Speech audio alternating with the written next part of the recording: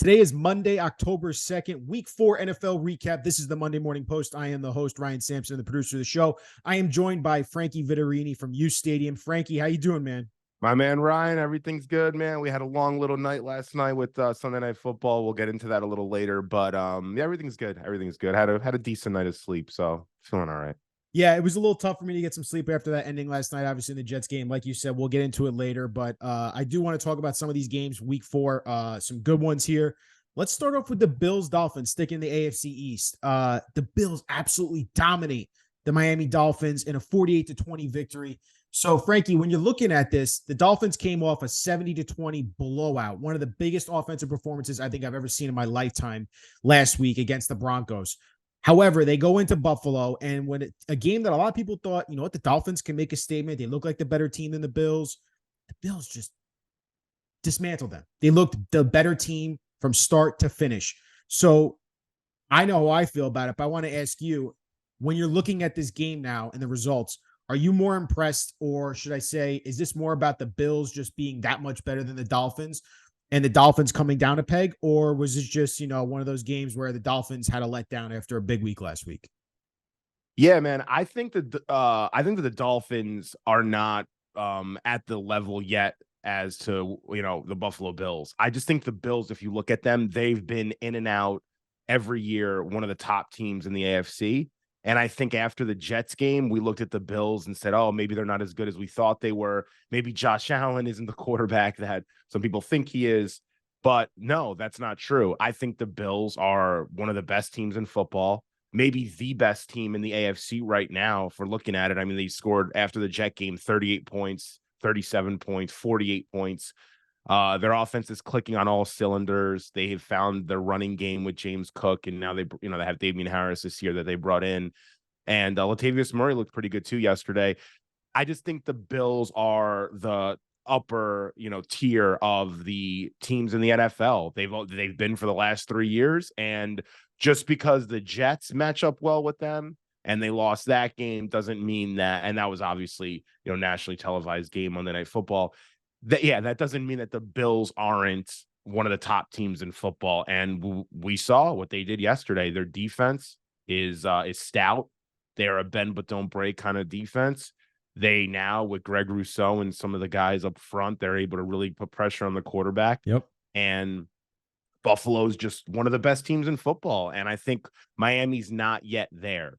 Miami's trying to build a consistent year in, year out top team, but they haven't yet gotten there. And who knows when we get to the end of the season how Miami will look. But Buffalo showed them really who they are and where they come from.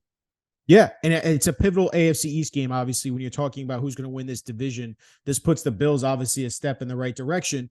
The thing I think I took away most from this game, obviously, like you said, the Bills just showed their dominance. They show they're the better team. The Josh Allen, Steph Diggs combination. We heard all offseason about there's friction. Steph Diggs wants out because he's not getting the ball enough, or the offense isn't catered enough around him. I mean, Steph Diggs goes off for 120 and 3 touchdowns yesterday. He was abusing the Miami Dolphins secondary, abusing them. They had no chance against this guy. And it shows once again that these two, Allen and Diggs, is a deadly lethal combination. When they're on, they are the best in football. And I heard some other quotes about Josh Allen, and I believe they're true. He plays such a reckless style of football, right? It reminds me a lot of Brett Favre, if I'm being honest with you. He turns the ball over at a rate you really don't want. But when he is on, like he was yesterday, it's just unbeatable. You cannot defend him. And not to mention the fact he ran for a touchdown yesterday too. But when he's not playing, reckless and stupid football, he makes incredible throws, and he gets the offense humming. And it really was, it's undefendable. Like, you can't defend that. In my personal opinion, like, it was that good yesterday. And we'll see. I mean, 21 of 25 yesterday, 84% completion percentage, 5 total touchdowns. I mean, it's a perfect day. Any better than that? Yeah.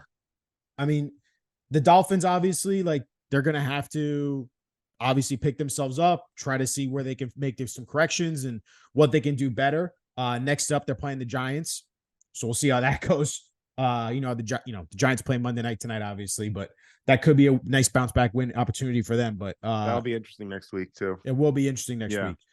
All right, Frankie, let's go to our next topic here. I want to talk about the Cincinnati Bengals.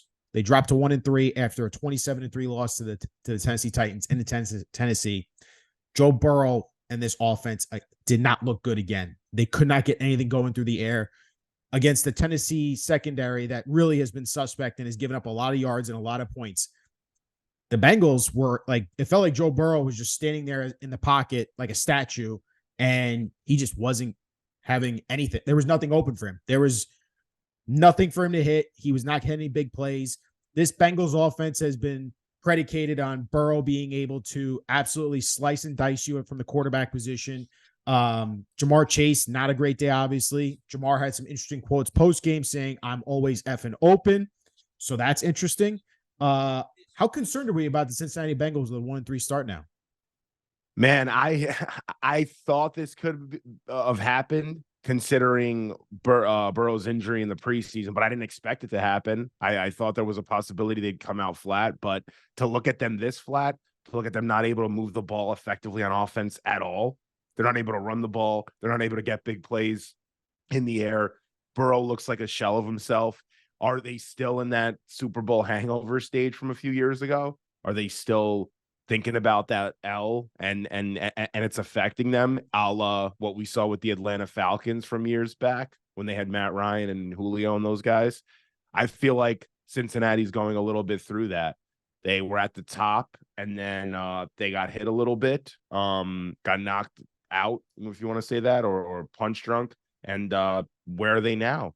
Where do they go from here? So the AFC, as we saw coming into this season, has just gotten better. Teams are just stacked up. They've invested on both sides of the ball, and Cincinnati really hasn't done much. They've sort of kept their core same guys. I thought they should have brought in another running back maybe this offseason, give their offense a little bit of a different dynamic. I didn't think Mixon was just going to be able to come in and just carry the load on the ground. And Right. You see their running game struggling. You need to help out a guy sometimes. You can't just say, "Oh, we have Chase and Higgins and Boyd and everything's going to, and Mixon and everything's going to take care of itself." Yeah, that was what it was a few years ago. Now, what are you doing? What's different? And guys get hurt. Guys get older. Guys want contracts. Guys don't get along anymore. Things change. You got to sometimes bring in some new life, especially for them on offense. So I just don't think the energy's there. I just think they're flat.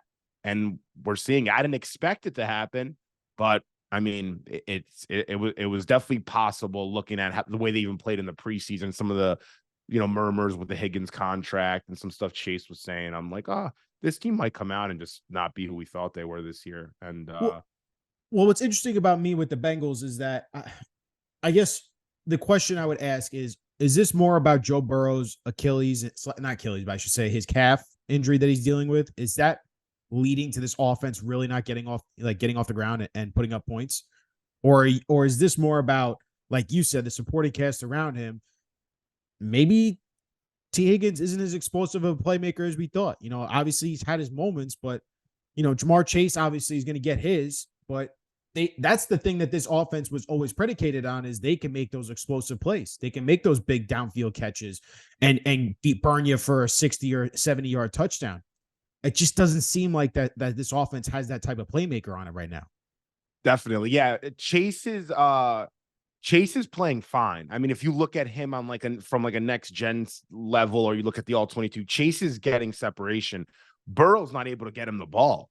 Burrow's pop isn't there, and that's coming from his core. So obviously that calf is affecting him. I mean, come on. Burrow has 2 touchdowns in 4 games. He's completing 57% of his passes. I mean, who the hell would have expected that? So no. Yeah. He's bottom 10 in a lot of quarterback stats. So that's not Joe Burrow. Joe Burrow, as we all know, is a top 5 quarterback. He's one of my favorite quarterbacks to watch. When he's healthy and right, he is legitimately one of my favorite quarterbacks to watch in the NFL, just because he can literally dissect your entire defense and he knows where to go with the ball at all times. It's just, I agree with you. I think there's that, he doesn't have that oomph in his throw, and it just doesn't look right now. And I don't know if it's going to get better anytime soon. They have a bye week in 2 weeks, week 7. I mean, their schedule isn't as bad as you think coming up here. I mean, you're at Arizona. Don't get me wrong. Arizona's a feisty team. And then you're home against Seattle. 2 winnable games, if we're being honest. Yeah. See if you can split those, or at least grab both of them before the bye week. Yeah. Yeah. And I mean, and that team's in a very interesting spot too, because depending upon how this year finishes out, it's going to dictate a lot about what they want to do with their money. They have a lot of guys that want new deals. They have a lot of contracts that are expiring, and they're going to need to spend some money to fix some things on defense. Still, they want to address their O-line. So what are they going to do? Come the offseason. So depending upon how this year finishes. So there's a lot more on the line for, I think, the Bengals and just what happens from a win-loss perspective this season and where they finish and if they make the playoffs or not. But it's, how does this affect you guys moving forward? And again, not to keep bringing it up, not to bring it up again, but the Falcons, I mean, when things went downhill, when they lost that Super Bowl 28-3, when they blew that lead, they were never the same again. You saw it even with Seattle, the Seahawks, when they lost that game, where the Patriots, where Russ threw that interception to Malcolm, they were never the same again. That Super Bowl hangover, that when you're at the top and you just, it's like a balloon, you pin it, it explodes. I mean, it's like it's over a lot of times. So you wonder if since he's going through something like that, but we'll see. Can they weather the storm? We'll see. Yeah, weather the storm is the right way to put it. Like I said, those 2 games are winnable coming up. Then you have the bye week if Burrow gets an extra week of rest and he can heal up that calf a little bit more. They got a gauntlet after that bye week, if I'm being honest. At San Francisco, home against the Bills, home against the Texans, who are not an easy team to beat, at the Ravens, home against the Steelers, at the Jaguars. That's a gauntlet right there in the AFC, if we're being honest. Yeah, obviously, you have the 49ers to start, but that's not an easy task right there for the Bengals. Their schedule does not lighten up after the bye week. So, like you said, weather the storm right now. Maybe you get into 3-3 position, or at least 2-4 going into the bye week, and then try and get right heading towards the second half of the season. Frankie, next thing I want to talk about, 2 rookie quarterbacks, the Colts and Anthony Richardson. They were down 23-0, and they made a miraculous 23-point comeback, forcing this game in overtime against the Los Angeles Rams. The Rams hold on, though, and win in overtime with a touchdown to Puka Nacua. Richardson looks electric. And then you look at C.J. Stroud, and the Texans absolutely dominate the Pittsburgh Steelers. The defense was actually really impressive for the Texans, but C.J. Stroud, even more impressive, 306 yards, 2 touchdowns. So when you look at these 2 rookie quarterbacks, 2 of the top picks in this past year's draft, who was more impressive yesterday? Hey, man, that's a tough one. I love both of these kids because they're competitive. They're competitors. They want to win. You see Anthony Richardson, and anytime something good happens, he starts clapping. He's patting the guys in the back. He's always involved. He's always focused on the game.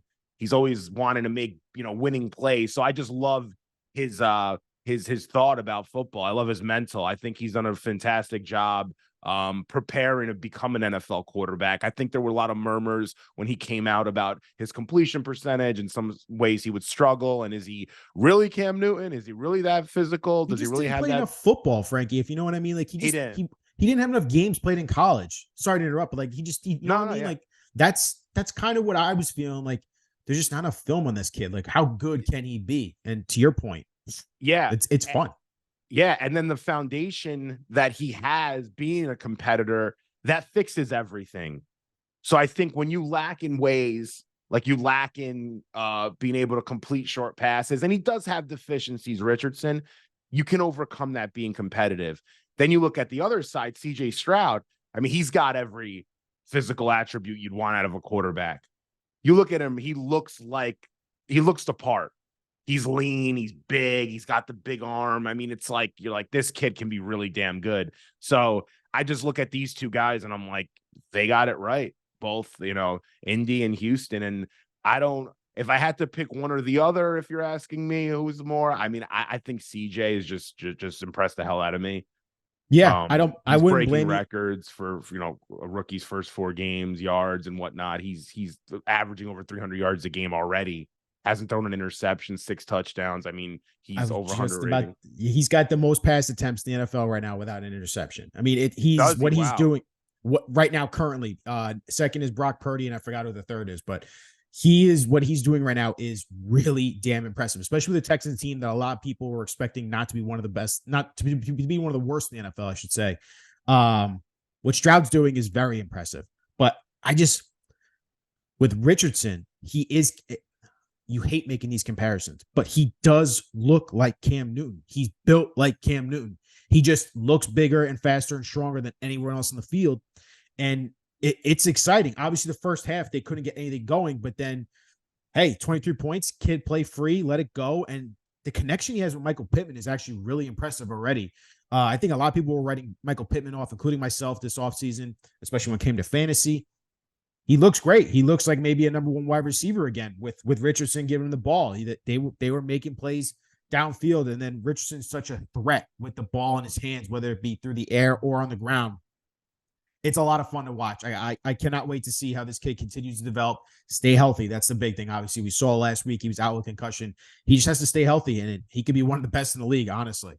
Yeah, the one thing I love about the way that these kids are developing too, and the ways that offensive coordinators are sort of changing their approach in the red zone is they're letting some of these kids run for touchdowns. You know, like they're giving them rushing attempts in the on the goal line and in the red zone, and it's changing the dynamic for the way that they want to play offense in the red zone. You look at Baltimore too, Lamar Jackson has, it feels like, 2 touchdowns every week. I have him in fantasy, so you know I'm benefiting a little bit over there. But I just love the way that these OCs are sort of thinking about it. Like, damn, this kid can run. Let him, run for a touchdown versus having to put together some, passing package in the red zone. So you're starting to see that more in the NFL, and I think with these style of quarterbacks now that have all these various skill sets, it's very it's conducive to like the way that they want to play and the way that the game's kind of moving towards. So Real quick, on the flip side, I just want to ask you about this. The Rams, obviously 2-2 now. They're competitive. Like everyone, yeah, they again, are. I think a lot of people thought this would be a team that could be tanking possibly for Caleb Williams, but Matt Stafford grits it out, had a little bit of an injury there towards the end.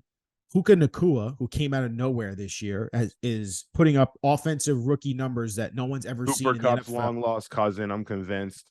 He looks like Cooper Cup out He there. does. It's scary, right? Like Yeah. when you see him, you're like, is that Cooper Cup? Like they move the same. They do everything the same way. It's like, what the hell? He's actually playing better than Cooper Cup. I know. That's what's scary. And like when Yeah. they're supposed to get Cup back either this week or the next, he's supposed to be practicing now this week. So we'll look to see how that happens. I mean, the Rams give Sean McVay credit. I don't know why people doubted him, or not doubted him, but like obviously they went all in on the Super Bowl, right? They traded away all their picks to get all the best players, and they won the Super Bowl. But last year they felt the effects of that, and obviously they ignored the issues on the offensive line.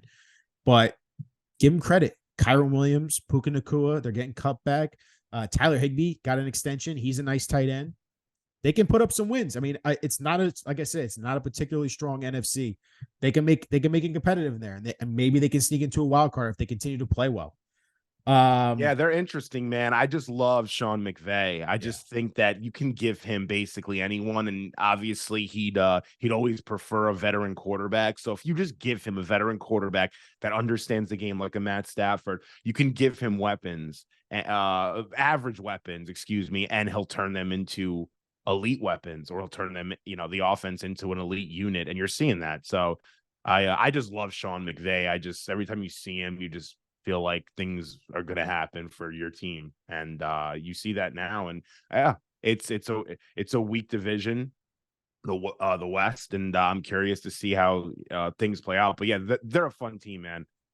They're a lot of fun to watch. Speaking of the NFC, there's 2 teams that are 4-0 right now, and the Eagles and the 49ers both getting wins yesterday. Obviously, the Eagles had to sweat theirs out with an overtime win over the Commanders, but straight up, Frankie, when you're looking at both of these teams, who's more impressive as a 4-0 team? Like, which team are you more impressed with between the Eagles and 49ers? Man, I'll just be honest. I don't know if I've seen a team in the last couple years outside of, let's say, the Chiefs and the way Mahomes just runs that offense. But from all facets of the game, I just haven't seen a team as dominant on all facets like the San Francisco 49ers. They do everything, man. They can run the ball down your throat. They can throw the ball all over the field with their style with Shanahan and Brock. They're great on defense. They don't miss tackles. They get after the quarterback. They don't make stupid mistakes. They don't turn the ball over. And by the way, they have just a guy named Christian McCaffrey sitting there, who's one of probably the best running back in football. Debo Samuel is not even having to get involved, and they're still scoring, 30 plus a game. One of the best linebackers in football, one of the best safeties. It's just they're just a dominant team. They're assuming this Brock thing doesn't eventually hit a wall, which people are assuming it will. Still undefeated in the regular season. Kid hasn't lost yet. I'll be honest. I was one of those guys coming into this year. I was like, he's coming off Tommy John surgery, which is rare for a quarterback to come back from, obviously. And granted, the team is loaded around him. And I was like, I don't know if I'm buying the Brock Purdy hype. Like I thought last year was special, obviously, an incredible story. The kid was nearly perfect in passing yesterday. He almost didn't have a complete incompletion yesterday. I use this term again. He slices and dices you. He knows where to get the ball into the playmaker's hands because, like you said, Kyle Shanahan's offense, it's a West Coast system. It is, and you heard Chris Collinsworth talk about last night in layman's terms, but honestly, what the West Coast system is they teach you 3-step, 4-step, 5-step drop back, one hitch, get the ball to the playmaker one. If it's not there, go to playmaker two. And if it's not there, there's your check down. That's how it is. And it's a very rhythm-based offense. And Brock Purdy, to his credit, keeps it in rhythm, knows to get the ball moving. And Christian McCaffrey, another guy who just scores a touchdown every game. It's fun when you're playing with those guys. I mean, heck, Debo and Kittle had the most snaps yesterday, and they only had one catch between them both. Yeah. But they still won. And they blew, they look like obviously as dominant as they were, they look like the elite team in the NFC again. Yeah, Brock Purdy's leading the NFL in QBR. He's leading the NFL in passer rating. He hasn't thrown an interception yet. 72% completion.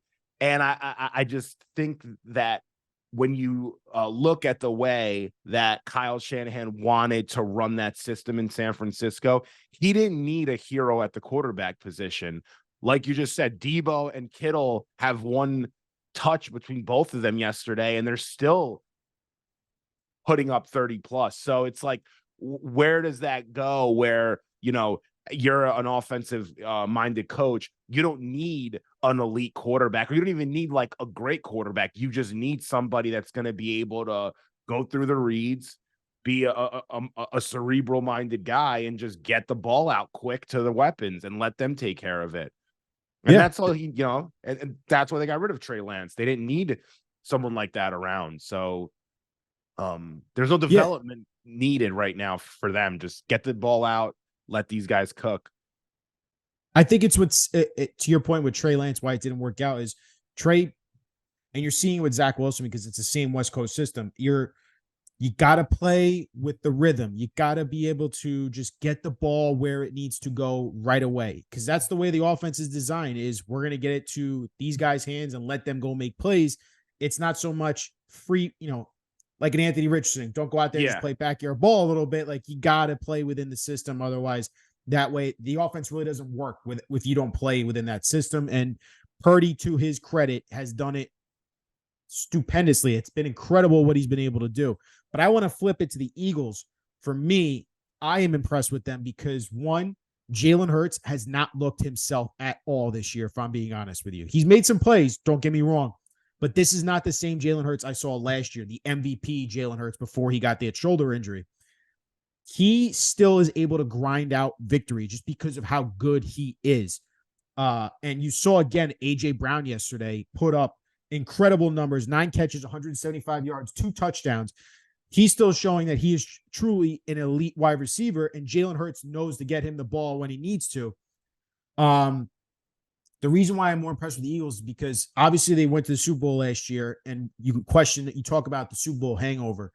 They're not experiencing the hangover right now because they're still able to grind out wins just because of how talented they are. I mean, DeAndre Swift, even 56 yards, a touchdown. They're finding a run game with him. You could plug any running back there because their offensive line is so elite, and the talent around this team is so dang good. You forget about guys like Devonta Smith and Dallas Goedert. They have legit weapons. For me, I think the Eagles are still poised to make another run this year. And I'm telling you right now, this offense is only going to get better because it has not looked good. It's actually looked, I would say, out of touch a little bit, and it's had some Jalen Hurts holding the pocket. When you watch the old 22, it's like you're missing guys wide open and you're holding the ball a little too long, and he seems a little indecisive. Something just seems off. So if he can get it corrected, and if the Eagles as a whole can get that offensive humming and still be able to run the ball and get good effective yards from DeAndre Swift, I don't see how they're not the best team in the NFC. I mean, I know the 49ers are right there, but the fact that the Eagles were able to go to the Super Bowl last year, like it's just very impressive to me that they're able to do this again this year. Yeah, there's something they're missing on offense, and I don't know the answer, to be completely honest. It's just they're just missing an element to their offense, I think, that might take them over the top. I don't think it's necessarily Jalen Hurts, although, I mean, let's just be honest. Let's have the conversation. When Jalen Hurts got drafted, Eagles fans didn't want him. And a lot of fans were saying, why would you draft someone that was benched at Alabama for Tua, granted, and had to go to Oklahoma, etc. But we're coming off a Super Bowl. We got Carson Wentz. We got Nick Foles. Why, Yeah. And maybe he doesn't have the pocket presence, or doesn't play the, position from the pocket the way that is conducive to long-term success. And we're seeing a little bit of that. Honestly, we are. We're not seeing him deliver the ball and throwing the ball in some shoddy spots. I mean, even yesterday you saw when he throws it up for AJ, and AJ has to play D-back and, get it away from Emmanuel Forbes, who's very good, by the way. Really good rookie corner. Although Brown gave him the business yesterday a little bit. That's he did. I mean, but that's AJ Brown. He's one of the best in the NFL. Yeah. So I just want to see, is Hurts going to be able to develop in the pocket a little bit more? Right. And if not, if he's where he's at, which is totally fine, they're going to need to bring some other element to their offense in. I think that's the run game. I think that's DeAndre Swift. Keep feeding that. He's so electric with the ball in his hands. You saw it against the Buccaneers last Monday night.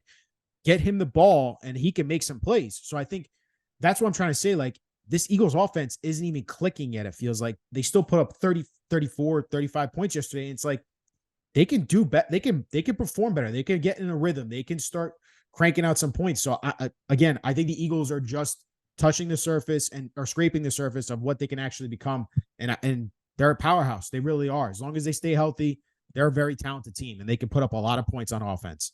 Yeah, they need to get Rashad Penny involved a little bit more too, because I'm telling you now, with DeAndre Swift, it's gonna be a big haul for them to want to depend on him all season. And if not, they're gonna have to really hope that they can give the ball to somebody else. So I want to see if Penny or Gainwell or someone, because Swift playing 17, we know he hasn't done that. He has some injury concerns, as does really any running back. So. Yeah, no, you're 100% right there about DeAndre Swift's health. Mac Jones, real quick, I want to hit on this. Cowboys Patriots. He gets benched in a 38-3 loss. Bailey Zappi comes in to take over. Mac Jones, 12 of 21, 150 yards, two interceptions, no touchdowns. The Cowboys, they needed a bounce back, obviously, after an embarrassing loss to the Cardinals the week prior. Are we concerned about Mac Jones here with the Patriots? Because we saw a bunch of offseason, chatter. Bill Belichick not willing to commit to Mac Jones as a starter until he finally did. We've done the Bailey Zappi experiment last year. He showed some signs, but then he looked like a really bad quarterback at other times. How are you reading this Patriots situation? Or is this just more about the Cowboys defense dominating everyone they play? Or is this a little concerning about the Patriots? Well, I think, and I'm going to be completely honest here, this is one of the worst Patriots teams I've seen as a football fan. I'm 35. Go back 20 years, 25 years. Literally, I even went back yesterday. I'm like, the late 90s. Let me look at some of these Pats teams, when Pete Carroll was there, and then they handed it to Belichick and Bledsoe. I'm like, those teams, I think, are better than this team. I don't think this Patriots team's any good. I don't think Mac Jones is really any good. I don't know what they're trying to do with Ramondre Stevenson. Guys averaging 2.7 yards per carry on the ground. Zeke's looked okay in certain spots. I actually think they should probably use him a bit more. They don't really have any wide receiver talent. No. I like Hunter Henry as a tight end, but if he's leading your team in yards and receptions, I think there's a little bit of a problem there. They're just flat. And on defense, they have no one that really scares you. I just don't see anyone on that side that is, reminds you of the old Patriots teams. And I don't see anything there that they're doing schematically outside when they play, us, the Jets, because Belichick, I think, just goes into overdrive to make us look bad. But that's for another, convo. But yeah, I just don't think they're any good. I really don't. I'm not. Maybe this is the time I could finally say that. And it's been 20 years. I wasn't able to say that. But Mac Jones, I think this is his last year in New England. I think they're going to look somewhere else. They have to. They don't like the kid also. There's like murmurs. Did you see the Sauce Colin Gardner Coward? play. Yeah. Oh, Did you I'm see the sorry. Yeah. the Colin Coward report that there's something weird going on? I don't know how legit it is. But I'm pretty certain that they're going to address quarterback in the offseason. And maybe Bill's, this is his last run there. Maybe he just gets fed up. I don't know, but I think he wants that all-time record over Don Shula. I'm pretty sure that's what he's holding on to right now. He wants to be the You winningest think he's coach. going to want to finish it in New England? Oh yeah.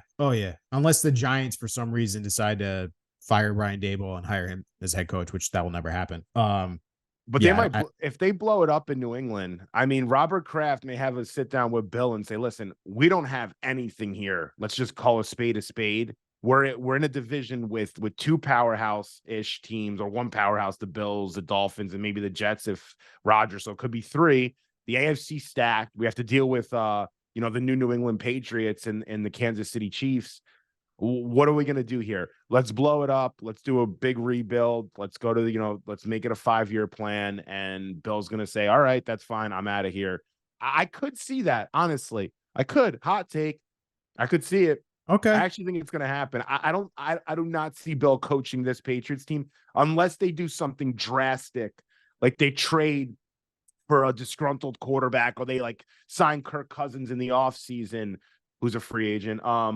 They need to do something like that, in my opinion, for Bill to want to stay there. He's not going to want to deal with this roster that he's put together, granted, but I can't see this team keeping his energy and focus. He's getting older too.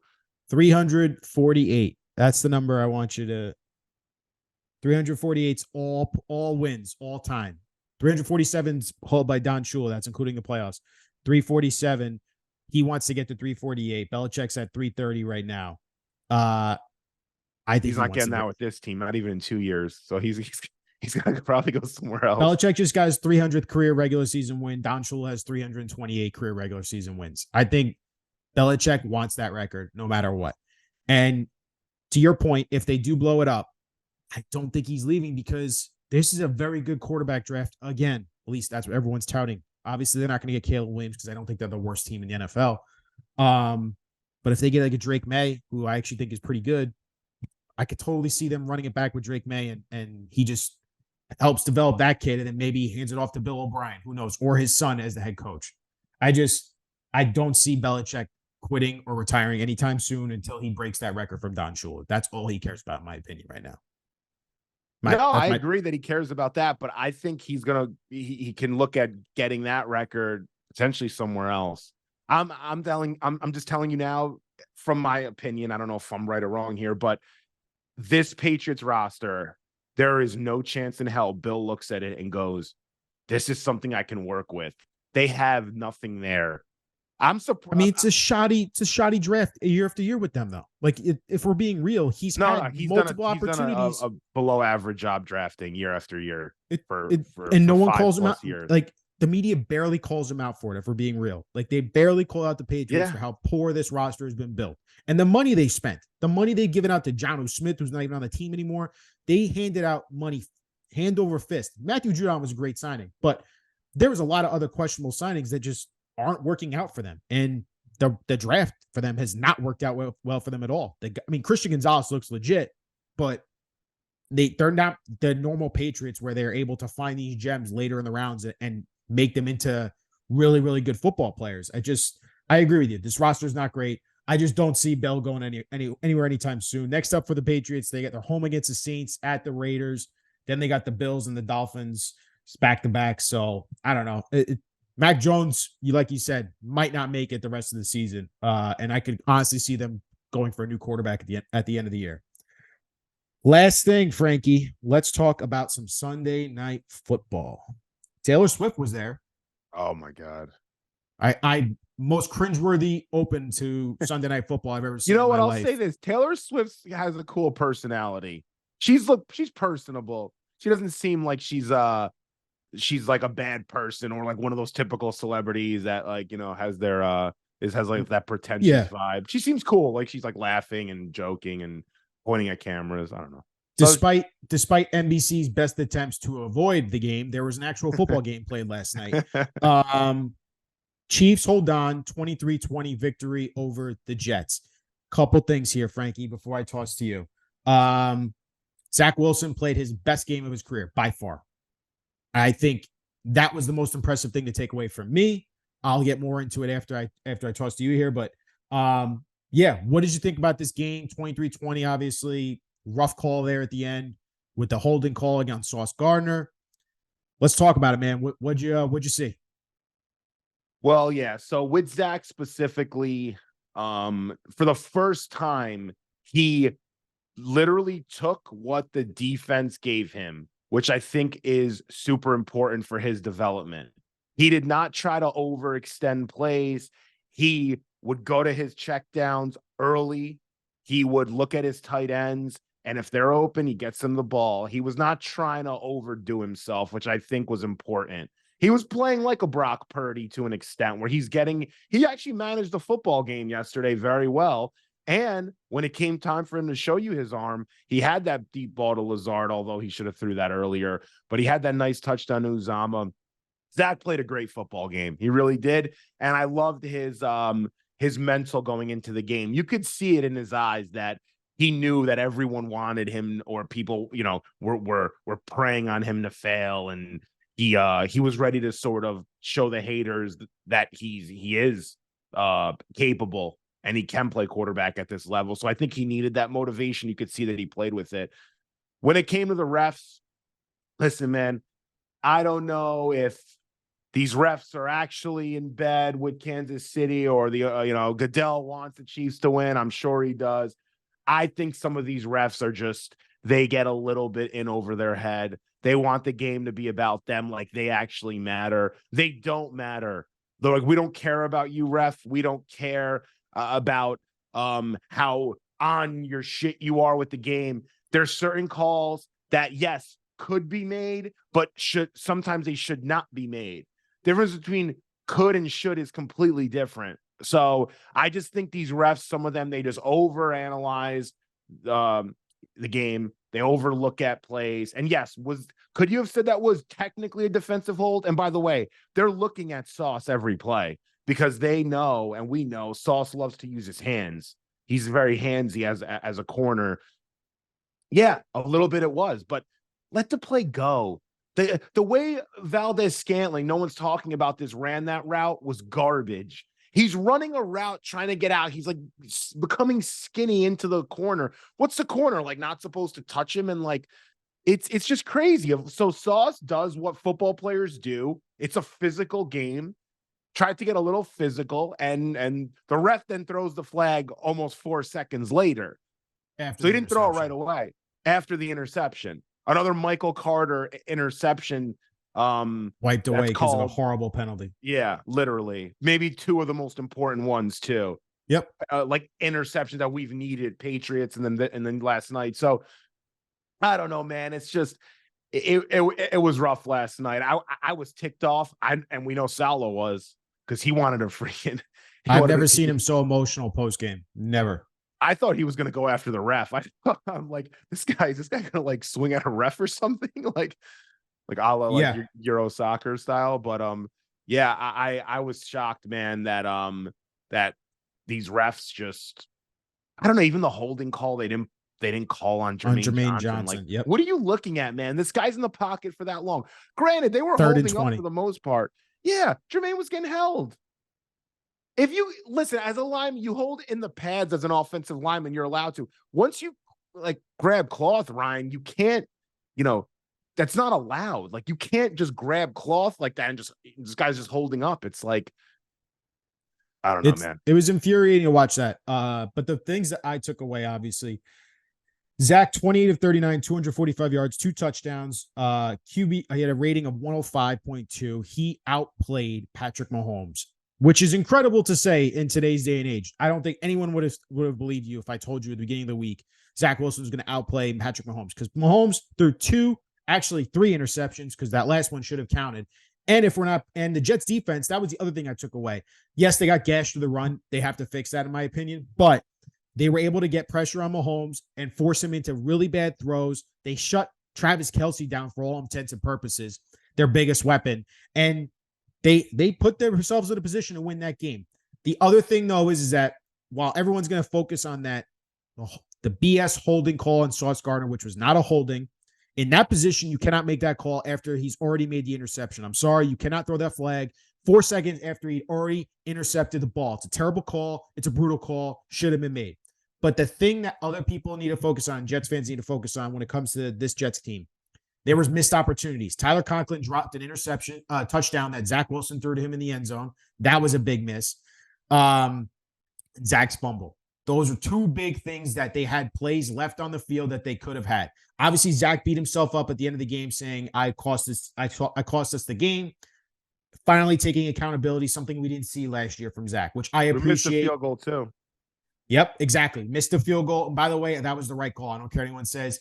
Everyone knows this Jets offense struggled for the whole season. You have to take the points because, mind you, if they make that field goal, guess what? It's 23-23. We're going to overtime last night. That's besides the point. Yeah. But I think at the end of the day, plays were there left to be made, but you have to be encouraged if Zach Wilson can somehow replicate this performance and be consistent, like you said, and play in a rhythm, play within the offense. And Nathaniel Hackett, keep using Jeremy Ruckert. If you look at the QBR for Zach Wilson compared to when Ruckert was on the field and off the field, it is drastically different. The kid can run block. You saw him make some nice catches. Keep Xavier Gibson, keep giving him the ball. Let's get Mecole Hardman involved a little bit. And no matter what, Garrett Wilson should have 14 targets every single game, just like he did last night. Those are the big takeaways for me from last night's game. Obviously a tough loss, but you know what? You're facing a Broncos team next week that you can definitely beat, and you must beat if you want to salvage somewhat of this season and learn more about your team. That's what I take away from it, Frankie. Yeah, man. And it's always something with the Jets too. It's like whenever we think we're somewhere, we're not there. And when we think we're not somewhere, like we felt last night after we were down 17-0, we're like, oh, this is going to be a typical blowout. Or who the hell knows how bad this beating is going to be. Oh, I should have bet the Chiefs last night with, giving 10. No, then things flip. And this is yet another week. I want to see how the team comes out Sunday. It's going to be a very interesting game. It's on the road. So I want to see how Zach obviously comes out, but I also want to see how this run game is able to, do in Denver, because we're going to need to run the ball a little bit more.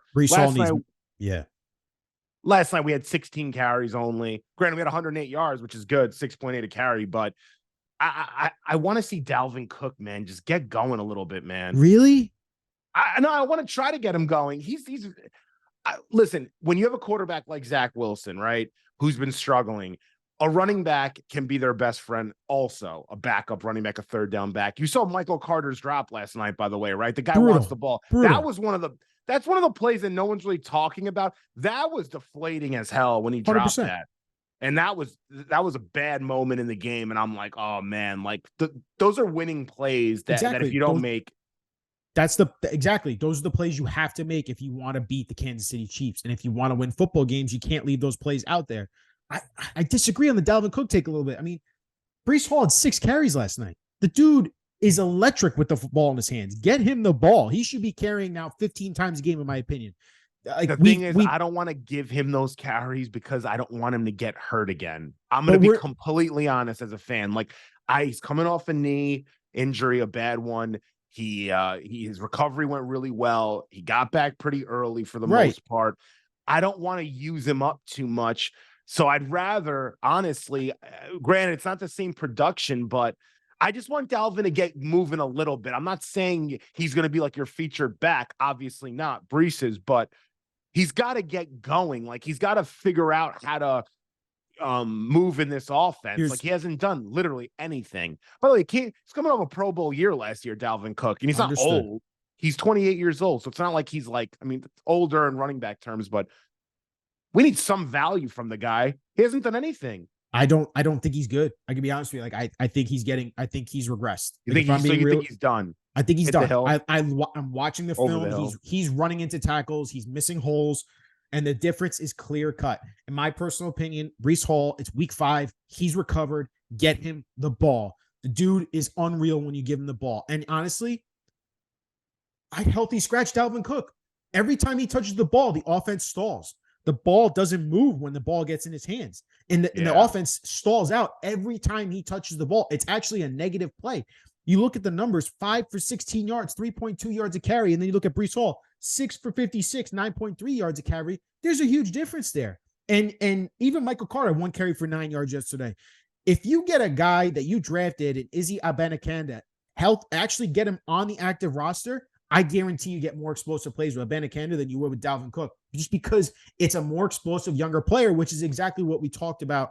Other players on this offense, like a Jeremy Ruckert, like an Xavier Gibson, these guys are younger and more explosive. Let them make plays. It's the same way on defense. Carl Lawson, they finally limiting his snaps. Get Will McDonald in there. Bryce Huff gets more plays. You saw how much of a game wrecker he is. The old veterans that you trust because they've been there, done that, that time is now come and gone, in my opinion. With Rodgers no longer a quarterback, it's time to go to the kids that you drafted. Let them develop, let them learn, let them make mistakes, but they make the plays. They're the ones that are going to help you have this offense move forward, because that's going to put you in a better position when Rodgers does return next year. That's my opinion. I think Cook is washed. I don't think he's good anymore. No, for sure. I just want to, for the offense to keep moving forward. I think we have weapons, right? So I think, like, you look at Tyler Conklin last night, finally getting involved in the offense. It makes things just run smoother. It opens things up for Garrett Wilson, opens things up for Breece Hall, where you're not putting so much pressure on them. That's kind of what I was trying to get at. You might be right, though. Maybe Dalvin is done, and don't even look at him as being an option at this point. I'm just trying to find ways of looking at the offense and saying, who are other players that can come in and take pressure off of Garrett and Breece, because we need Garrett and Breece for the long term. We don't need Tyler Conklin for the long term. We don't need Dalvin Cook for the long term. We don't need CJ Uzomah for the long term. But Garrett and Breece are special. And it could be, we could be at a point in a year down the line or a few years where they're the top 5 players at their position, both of them. I mean, if Breece didn't get hurt last year, he probably would have won Offensive Rookie of the Year, the award that Garrett Wilson won. So that's how good these guys are. I just don't want to overuse them during a year where I don't know what our record's going to. Are we going to even be in playoff contention? I mean, last night was promising, but we're sitting at 1-3, man. We're last in the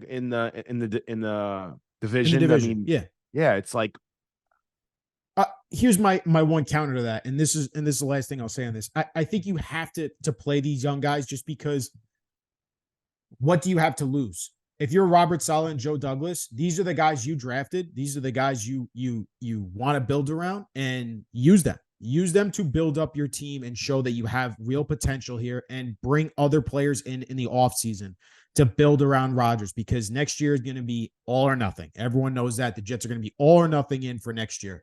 So the more and more that you can play Breece Hall and Garrett Wilson and show how dang special these guys are, the better off you're going to be. And not to mention the fact it takes, like you said, pressure off of Zach Wilson. I don't know, man. Last night obviously was encouraging. I'm not going to buy too much into the Zach Wilson hype, obviously, but I'm looking forward to next week. I actually have something to look forward to for a Jets football game next week. That's what everyone was saying earlier. I was on Twitter earlier. We were all talking about it. We were on the U Stadium too. We were having a conversation, and people were saying, like, this is the first game I can look at outside of week 1. And I'm like, or week 3, I guess, too. Or week 2, excuse me, after we beat Buffalo. But this game, it looks like, damn, maybe this kid is developing into something that can at least hold us down for this year. And hey, you ring off a few wins. Football's a crazy sport. So we're not in a spot right now where we really have to be panicking or anything, or look, be completely, look at the season like it's a complete wash. We're not completely done yet with the season, but if we beat Denver, then we play Philly, then we play the Giants. Philly's going to be a hard test for us. Philly's going to be hard. Let's say we beat Denver and Philly. Let's say we get to 3-3. Then we have the Giants, Chargers, and Raiders. Man, Those are winnable games. See, I'm doing this again myself. I'm not doing it, Frankie. I'm not doing it. I'm just gonna watch the game. I'm just gonna watch the game next weekend and just try to look for some positives. Get the ball into Brees and Garrett's hands, plain and simple. Frankie, that's a week 4 recap, man. Hell yeah, my dude. I think we hit on the big things. Anything else you got on your that you really wanted to hit on? No, man. But how's your fantasy teams doing? How you doing over there? Horrible. Really? Horrible. Yeah. I picked Garrett Wilson in the first round. Shouldn't have done that. I took a swing because I thought Rodgers was going to be his quarterback all year round. Him too. He got picked the pick before, and I got AJ Brown after. Brown's a great receiver. He's amazing. Yeah. I passed on him. Shouldn't have done that. That's my mistake. So I'm going through it, but we'll try and bounce back. Debo and George Kittle killed me yesterday. 1 point between them both. So. Oh wow. Yeah, you're going through it in fantasy land. It's all right. You know what? It's good sometimes to start off slow and be bad early because it's tough to be good the entire year. It's what I tell myself. 100%. So. Hey, be a second half team, man. Trying to make a run. Yeah. Frankie, I appreciate you as always for coming on here, man, and just talking some football with me. And if you're watching this video on YouTube, please hit the like and subscribe button. Obviously, he's Frankie Vittorini. Go follow him on U Stadium app. Obviously, he does a lot of great football content over there. And appreciate you as always, man. Ryan, you're the best, my guy. Appreciate you, dude.